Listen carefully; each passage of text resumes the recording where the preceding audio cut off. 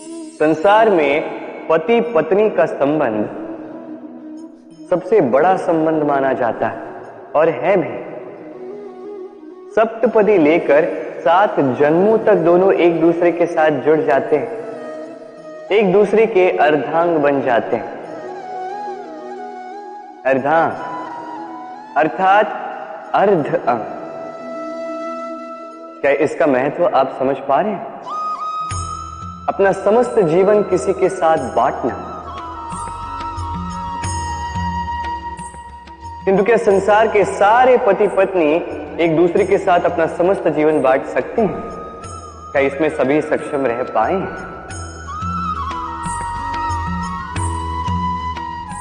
अपना जीवन किसी और के साथ बांटने के लिए सबसे महत्वपूर्ण बात है स्वीकृति, स्वीकार करना। सामने वाले व्यक्ति को स्वीकार करना, उसकी अच्छाइयां भी, उसकी बुराइयां भी। संपूर्णतः रूप से व्यक्ति को स्वीकार करना होगा, तभी यह संबंध बढ़ेगा, तभी यह संबंध और भी सुंदर बनेगा।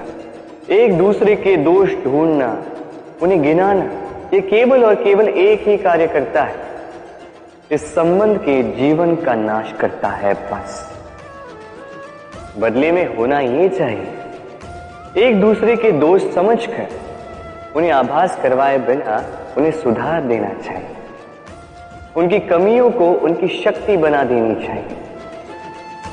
यही तो होता है दाम्पत्य, यही होता है बुराइयों का दमन, और यही होता है गुणों का उदय।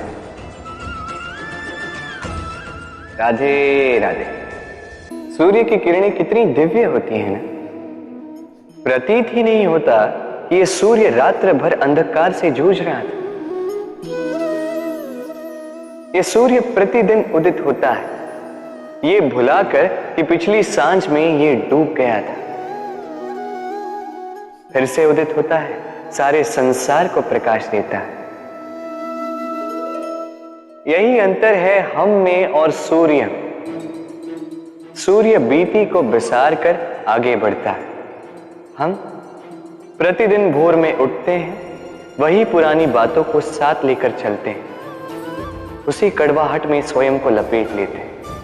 अब यही बीती बातों की श्रृंखला हमें जीवन में आगे बढ़ने ही नहीं देती। देखिए, यही जीवन है।